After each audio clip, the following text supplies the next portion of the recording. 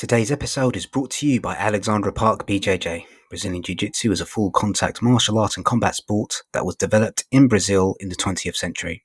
With roots in Judo and Japanese Jiu-Jitsu, has been developed and refined into a unique grappling art with the aim to allow a smaller and weaker individual to beat a bigger and stronger opponent with the application of proper technique.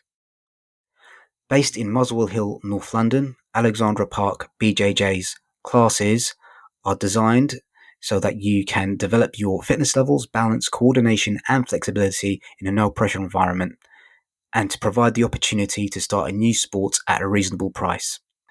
At Alexandra Park BJJ, we aim to be inclusive so that everyone can benefit from this incredible art, not just the athletic or ultra-competitive.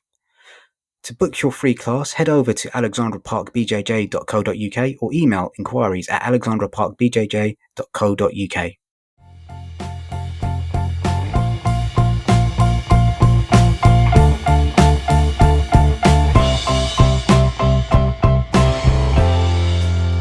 Welcome to Audiobookish, an audiobook review and discussion podcast looking at audiobooks both big and small, as well as radio plays, narrative podcasts, anything audiobook-ish. This podcast may contain spoilers, rants, curse words, mispronunciations of names and places, and more.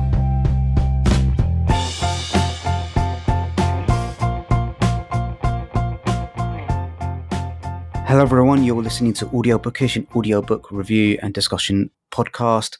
My name is Fahed Rahman and I'm joined by Poppy Knight. Hello. And today we are going to be reviewing Bob Mortimer's autobiography and Away. And Poppy is going to read out the blurb for us. Okay. The long-awaited first autobiography by national treasure Bob Mortimer. Bob Mortimer's life was trundling along happily until suddenly in 2015 he was diagnosed with a heart condition that required immediate surgery and forced him to cancel an upcoming tour. The episode unnerved him, but forced him to reflect on his life so far. This is the framework for his hilarious and moving memoir, And Away. Although his childhood in Middlesbrough was normal on the surface, it was tinged by the loss of his dad and his own various misadventures, now infamous from his appearances on Would I Lie to You? From burning down the family home to starting a short-lived punk band called Dog Dirt. As an adult, he trained as a solicitor and moved to London. Though he was doing pretty well, the South London press crowned him the Cockroach King after a successful verdict. A chance encounter in a pub in the 1980s with a young comedian going by the name of Vic Reeves set his life on a different track. And now, 6 years on, the heart condition that once threatened his career has instead led to new success on BBC Two's Gone Fishing. Warm, profound, and irrepressibly funny, And Away is Bob's full life story, with a few lies thrown in for good measure. And I'll read out Bob's bio as taken from, I believe, the Waterstones website. Born in Middlesbrough, Mortimer endured the sudden death of his father when he was 7 years old and was also responsible for burning down the family home at a similar age. After an abortive football trial for Middlesbrough FC, he studied law and then relocated to London, where he became a solicitor for Southwark Council, working on cases connected to public health, which earned him the sobriquet the Cockroach King. So I think Poppy's just read out quite a similar bit, so it might be a bit of repetition in here. In 1986, Mortimer went to see Vic Reeves, and the pair soon became a lauded double act. Televisual success followed with hits such as Vic Reeves, Big Night Out, The Smell of Reeves and Mortimer, and comedy panel shows such as Shooting Stars, which mined the duo's anarchic wit and unique brand of surrealism. Outside of his work with Reeves, Mortimer co-starred in the acclaimed TV show Gone Fishing with Paul Whitehouse, which spawned an accompanied book in 2019, as well as making numerous memorable appearances on panel shows such as Would I Lie to You? In 2021, Mortimer produced his memoir And Away, which blended his trademark flights of fancy with more reflective passages about his childhood grief, health scares, and has become an enormous bestseller. Mortimer followed this up in 2022 with his debut novel Satsuma Complex, about a nondescript legal assistant trying to trace a girl he met across South London. Okay, so this was one of the audiobooks I listened to while we were away. I think I kind of, in a previous episode, I kind of explained why I liked it quite a lot. So I'm quite interested to get your initial impressions on it, Poppy. Yeah, so I first want to say kind of a personal thing of how much I really love Bob Mortimer. is someone that I think I kind of mostly came across from Would I Lie to You, to be honest, and saw him on there and thought it was absolutely hilarious and wonderful. And obviously, I think, as we've said before, absolutely loved him on Taskmaster as well. And yeah, particularly the Would I Lie to You ones obviously, I've just really enjoyed them. They're really funny, but I certainly remember there was one time when I was feeling a bit low and going through some stuff a couple of years ago, and I found a compilation on YouTube that was just Bob Mortimer on Would I Lie to You, and like genuinely cheered me up, and yeah, took my mind off some things. So yeah, I think Bob's fantastic, and I was very excited for this one. I think I mentioned before as well, my mum had got me the physical book as a present, which I was very excited for, but then also intrigued by the audio. And I will begin with my slight criticism so that I can get it out of the way, is that I was really disappointed by the audio quality of this audiobook. Not the quality of Bob from the audiobook, just the sound quality of this recording, I think is rubbish. And I'm glad you agree. And I found it very difficult to listen to. And if we had not been doing it for this, I would have gone, you know what? I've got the print book that someone kindly gifted to me, and I'm going to switch to that because this is quite painful. And that is a real shame because it is so good. And what's in it is really good. And I was sort of thinking of ways to explain it. And I was sort of thinking, like, imagine if a really great album was just recorded in the wrong room, and it just sounds dodgy. The songs can be great, but it just doesn't sound right. It was that sort of experience for me. And it meant that I definitely didn't want to give all my attention to it, as we've talked about before, how I often kind of try and treat it like reading and just do that one thing. This was going to annoy me enough that I was like, I'm going to have to do this with stuff in the background while I'm doing other stuff, to try and not be as annoyed by the sound. But I am glad I stuck with it for some kind of unique bits of the audio that I'm sure we'll go on to talk about. But that was unfortunately my first impression. But if you're sharing that, it is worth sticking with, and I'm sure we'll discuss why later on. Yeah, I mean, like the first 15 minutes to half an hour, I don't know what was going on with the audio quality there.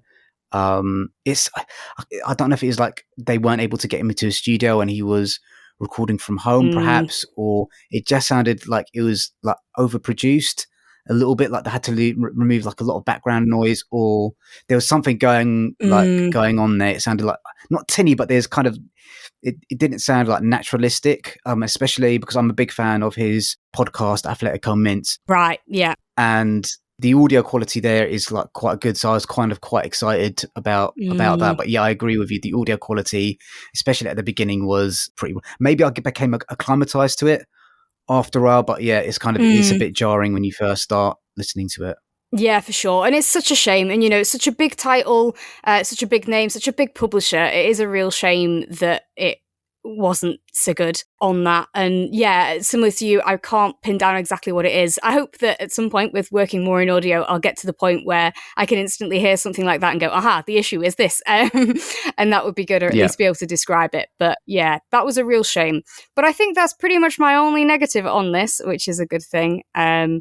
I mean, well, we'll get fully into kind of like Bob's performance a little bit later on. There were a few times where I could tell where they've taken like maybe the first take or something, like where his breathing wasn't quite right. But that's kind of like, he's not a professional narrator. That's kind of like bound, even though he's got loads of like professional performing experience. That's not like, it's a different discipline, I think. So there's a little bit like, a few bits like that. So how should we kind of approach this? Because like the format of like the format that book takes, it kind of starts in the present and then it's got like flashbacks and then comes back to the present. How should we kind of approach talking about the actual content of the book? Should we kind of like take it in the way that the book presents it, or should we just kind of like talk about our favorite sections? Yeah, I'm happy to go kind of favourite sections. I've more got sort of like, thematic-y things and more overall across the whole book kind of things. But yeah, it's interesting and it's important to note for people listening. The way it is structured, you might have got this a bit from the blurb, is that it does focus on obviously that huge life-changing event of Bob's heart condition.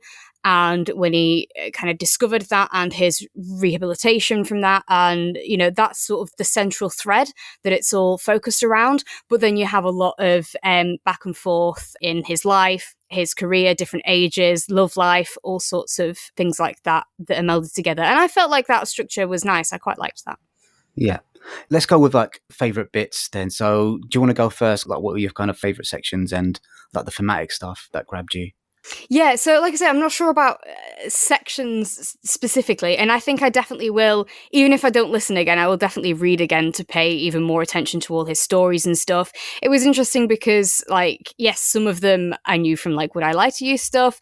A lot of them I didn't know, and I'm very definitely showing my age here in the younger sense of the fact that I didn't know a lot about, you know, his career earlier than that. It was interesting, like when there were sections that are obviously written, you know, that story is written in chronological order. So things like when they were trying to find people to work with them on a project. And even though it's written sort of like a story of that kind of thing of you discover, you know, who's it going to be, what's going to happen. I imagine for a lot of people listening to this, they'll know the outcome, whereas I didn't. So like I didn't know who they were going to get starring on certain shows with them and stuff like that. So that was quite nice that I was able to see it in that more of a standard narrative way. And I liked that. And I found it really interesting. And so like Shooting Stars, for example, I haven't seen before, but would really like to give a go. It was really fascinating hearing about that. And like Shooting Stars, sorry to cut. Shooting Stars is absolutely brilliant. Part of me wonders how well it will kind of. I mean, it's been years. Kind of, there are a lot of bits where Vic Reeves is like slightly sexually aggressive to women, but I think they're all in on the joke.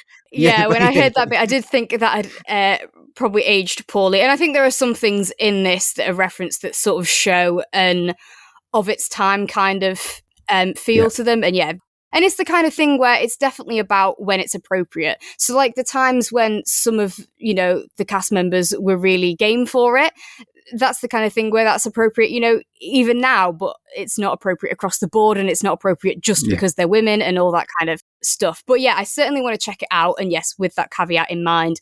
And for things that I found really interesting about it, talking about how, because the contestants didn't really know what was going to come at them and they were kind of nervous for that, and that also gave much more of an opportunity for them to break and for you to see the actual person behind the celebrity and behind the persona, that I thought was really good, and that connected a lot to, you know, the show Taskmaster that we talked about, the fact that people are given really weird tasks that they don't know what they're going to have to do, and you end up seeing the person behind that persona. And yeah, I thought all the discussion around that was really interesting, and all the kind of, wow, this is where, you know, seeds were sown for that kind of entertainment to happen later on down the line. It was really fascinating to me, yes, as someone who was not watching them when they came out. Yeah. So I think like for me, there's a few things that really grabbed me. So there's like strange parallels between me or my and Bob's life in kind of certain. So we were both solicitors. We both left the legal career. I think my experience and his experience of university was quite similar in terms of I'm also kind of quite painfully shy. So the sections where he's talking about his shyness growing up in school and his, you know, I mean, there's a section quite early on where his mum takes him around to like a boy's house to try and make friends with him, and it kind of ends up in like a disaster a little bit. So like those sections around shyness kind of struck a chord, and kind of like the sections where he's like talking about university.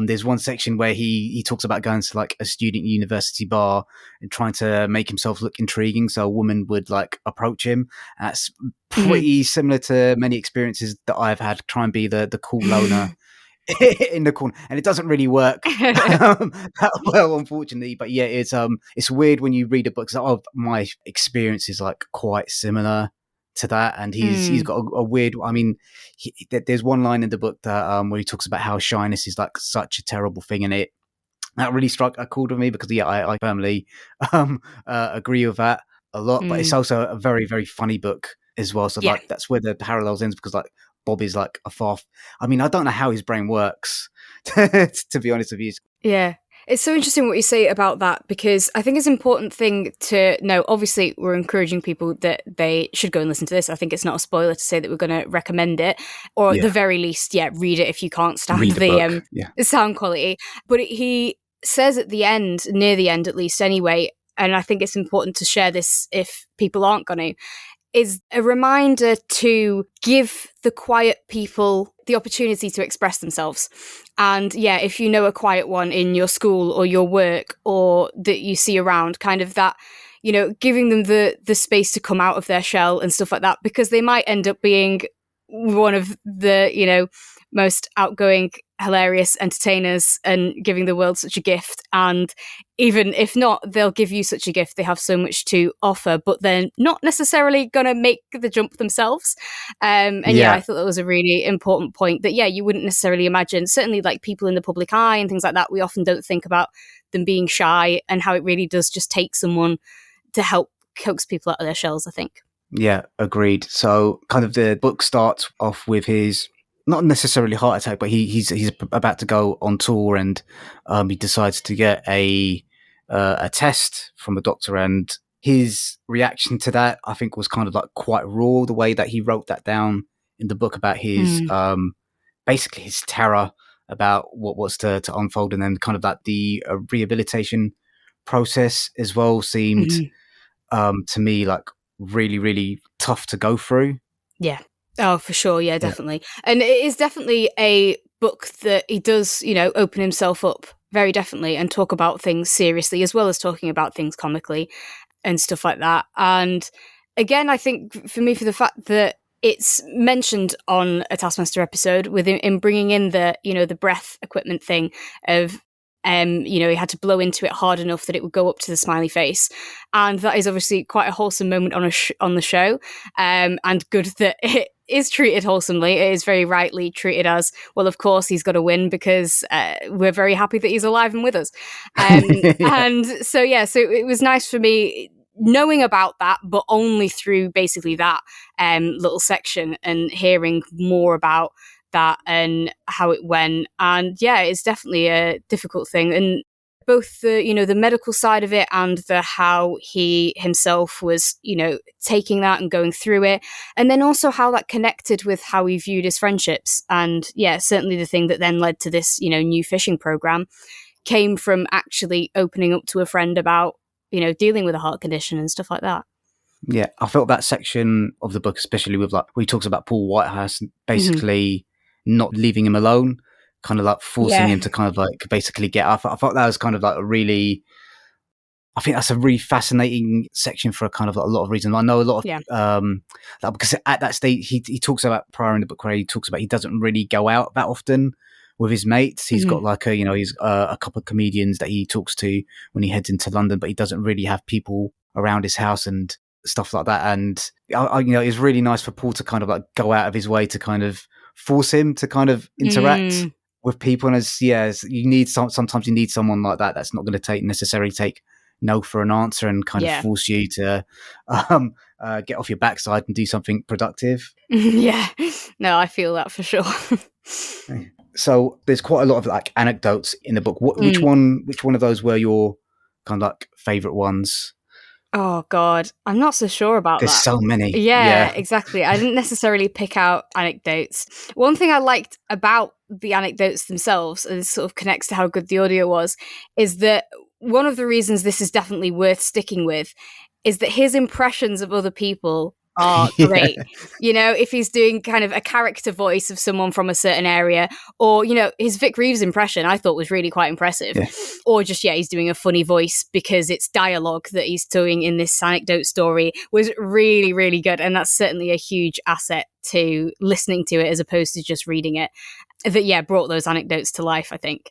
Yeah, I completely agree with that. So if anyone's listened to his podcast, Athletic Comments, there's like a lot of character voices that he does in that podcast that kind of appear in there. Especially, I think my favorite section was what's the name of the sections like with his teacher, like Bill Whittingham, and he had a boss in like Suffolk Council as well. I think that kind of also makes like an appearance, especially kind of. The other section that really grabbed me when he went for his interview at Cambridge, and like the voice he put on for the professor that he was talking to, I just thought was magnificent. It was like really kind of really funny. That's when the book really does like come alive in terms of like when he warms up to it when he starts doing those, doesn't he? Exactly. I think that's exactly right. His voice comes alive, the performance aspect comes out really strongly, so it's kind of worth listening to those sections by themselves. I think he does struggle a little bit more with where there's longer passages where it's not punctuated with characters for him to take on and play with, but yeah, those anecdotes are great. I think my favorite section was where he's working as a binman and he's like basically attacked. He describes working along this route, and there's this big bruiser of a guy that he kind of cozies up to, and he's very kind of self-depreciating in the way he describes himself. He just kind of like he puts himself in a position where he's kind of quite subservient to this big bruiser, and they're basically confronted by these, like, the way he describes it's kind of like some Mad Max wild dogs in like in Middlesbrough. So I thought that section was kind of quite funny. Yeah, that's fair. I was just going to say, with what you were talking about with him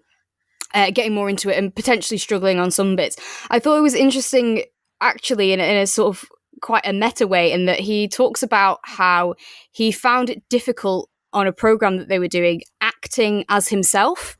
But he was saying that it was difficult. I'm really annoyed because I thought I wrote the quote down and now I can't find it. But he was saying it's difficult to say words as yourself that you would never say in real life.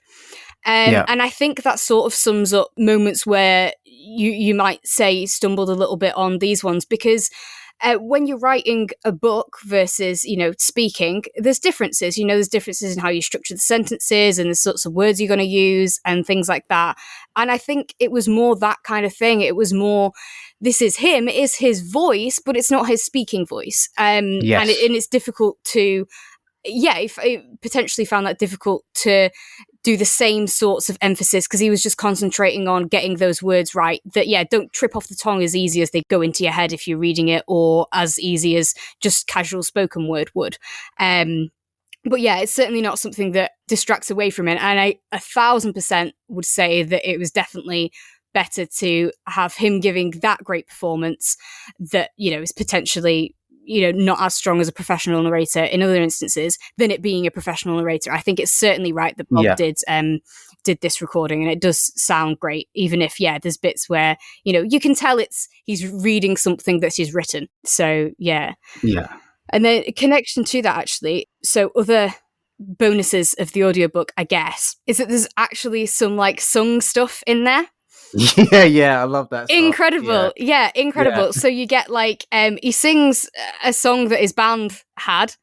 Brilliant. That was so great to hear that. I think he sings a theme tune at a later point. So they're all huge things that I'm really glad I got the opportunity to listen to, because they're fab. And also just like sometimes he breaks and laughs, and you can tell as he's finding his own story funny, as he well should, and you can hear him giggling away at it, and that's just beautiful. It's like so just purely just wonderful and so Bob that that is an absolute gem, and definitely worth any other shortcomings of it. Just to hear him genuinely happy about what he's telling you about is really, really wonderful, for sure. I think that's I've mentioned his podcast a few times already. Like, that's all right. His podcast, Athletic Comments. There's quite a few sections where he's kind of like doing his sketches on there, and he'll just kind of like break, and start giggling. He's got this like really funny giggle. He goes, and it's just kind of like, it just kind of like warms your heart when for sure. You can't help but smile when you hear it. The singing bits, are definitely one of the highlights. As well, and. Like one of my other kind of favorite parts of the book is when he is talking about kind of his experiences on Would I Lie to You, and how he kind of structures his lies in order to really tips from the master there. Tips from the master, exactly, on how to there's a bit where he describes the moment he knew he'd kind of beaten them instead. Because like the Chris Rea one, like did Chris Rea put an egg in his bath? Iconic. And the fact that we get a bit of follow-up from that in this, a bit of behind the scenes insider info as to how that plays out and is reacted to is very, very good. I love that. It's very good. And kind of we've talked quite a lot about his performance, where he kind of comes to light when he's doing his characters, and when he's singing. I felt his performance as the book went on also got generally stronger. Yeah, I think so. As well. So I think, I mean, you probably know more about this than I do. Do they tend to read in the order that the book is written, or is it is like a different way of doing it? So does it give the narrator a chance to kind of like build up momentum? Yeah. So certainly, in my experience, the majority of the time, at least, is as it's written from the start, but are encouraged often to go back and do the first section again, just once they've warmed up, for that exact sort of reason. Yeah, that sometimes they might not be quite into the story yet, waking up, who knows, and stuff like that. So yeah, I think they normally will go through it from start to finish, but sometimes might go back and if you can get a bit more energy back into the beginning again. And obviously that's people's first impressions, isn't it? So that's definitely the bit that you want to get right. Yeah. Just go back and do that bit again at the end. So yeah. In terms of like the content of the book, was there any there was certain sections that I found not necessarily like difficult to listen to, but the sections where he's talking about losing his mum and stuff like that. Were there any sections that kind of like made you particularly sad or touched you in that sort of way?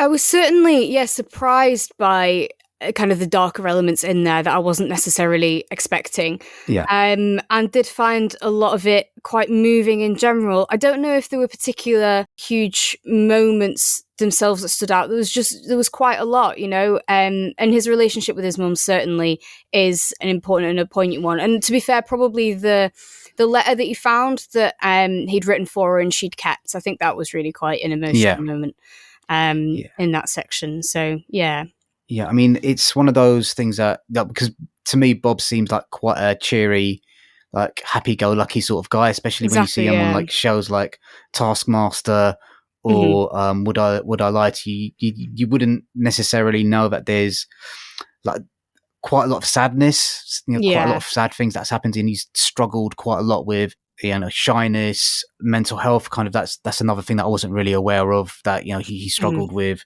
depression for several years, and he talks a lot about his mum in this. His love for his mother comes through really, really strongly in this one, in his performance, as well as the words that he's written. So if you're expecting kind of a book where it is just going to be like lots of japes and like him recounting his like funny things that have happened to him, funny sketches that he's been involved with, I wouldn't say it's necessarily heavy, but it's more melancholic than that. I think there is like in some moments, certainly. Yeah. So I mean, it is ultimately like I hate using the word triumphant, but it's a book about how there are going to be difficult spots in life, but if you've got good people around you, they can kind of help you get through those difficult periods. I think especially kind of with reference to kind of like Paul Whitehouse helping him kind of get out that malaise that he was in. I think that's another kind of strong theme in there as well. Yeah, definitely. We haven't actually talked about Bob's way with words. He's got a wonderful way of kind of putting these phrases together, kind of especially when he's talking about like things like dog dirt and stuff like that. That's kind of like really like it's poetically funny in a lot of ways and like poetically silly in others. So do you want to talk a little bit about that, kind of like the way he actually puts his sentences together, if you've got any notes on that? Not necessarily notes, but I agree with you. It's very, very well written in that it's got a wonderful tone to it and, really draws you into it. And even, what I was saying about the kind of, sentences being more complex than maybe you'd say out loud. It's not in any way sort of pompous or anything like that. It's just that different kind of style. But it's got a wonderful warmth to it and, some amazing kind of, choice of words and figurative language and stuff like that. There's some swearing in there, which is good. I thought it was interesting how they still had him say the word and then they beeped slightly over it but like you could tell that in the studio he definitely said it. And then they censored over it, which I thought was really good. That really made me laugh. I mean, obviously I'd be fine with it just staying in as it was, but I did quite like the way they'd done it rather than just the beep itself. I'm glad that they had it partly for, I guess in some ways you can sort of guess what sort of word he was going to say. And then also just the fact that it makes me imagine him in the studio just full on saying it. Yeah, I think there is something about a beep almost usually being funnier than like the swear word itself. Yeah. There's definitely something about that. It's as if someone's gone, oh, naughty, naughty Bob. You can't say that. And I think he quite likes that. We haven't even talked about his sections in school. I think that I feel like I know Bob quite well from like Would I Lie to You, because of like he talks about his all the adventures he had with like Gary Cheeseman, like the sniper's dream and stuff like that.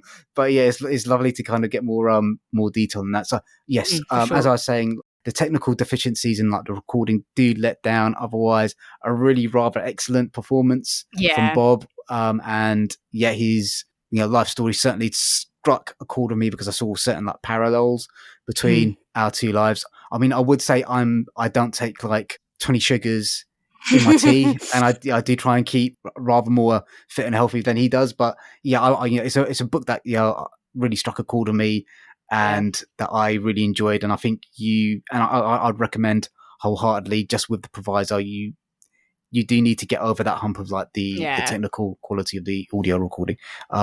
It's pretty similar to what you were saying, Poppy. Yeah, definitely. Exactly. That is a real shame. And it's annoying, and you obviously don't want to find it out when he's already recorded a third of it and then you realise it's dodgy. And what do you do then? Do you get him to re-record? It's all really difficult. But at the end of the day, listeners want to be able to listen to something that sounds good. And unfortunately, it doesn't. So that is a shame. But it is really, really good for everything other than that kind of production quality.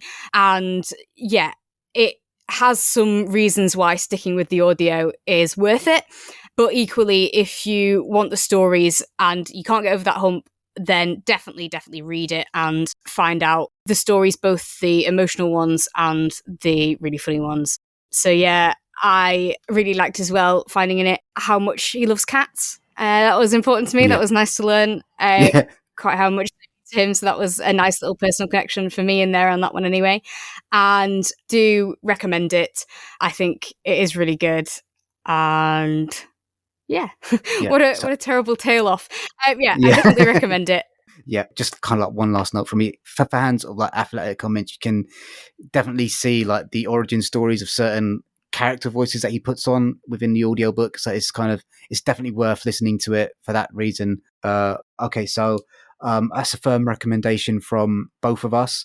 Thank you for listening, guys. We haven't decided what book we're going to be doing next. We might do an interview, but we'll let you know over our social media. Can you please continue to support the podcast by leaving a rating or review wherever you're listening to this on? It helps other listeners discover us. If you can support the podcast by clicking on the link, tip jar link in the podcast description and throwing us some money, that'll help keep the lights on. I know things are financially difficult for a lot of people, but anything that you can give is gratefully accepted. And if you've got any suggestions or comments, email us at audiobookishpod@gmail.com, and you can follow us on social media at audiobookishpod. Any last words, Poppy? No, I think that's good. Thank you for listening and see you next time. Okay, thank you guys. Bye. Bye.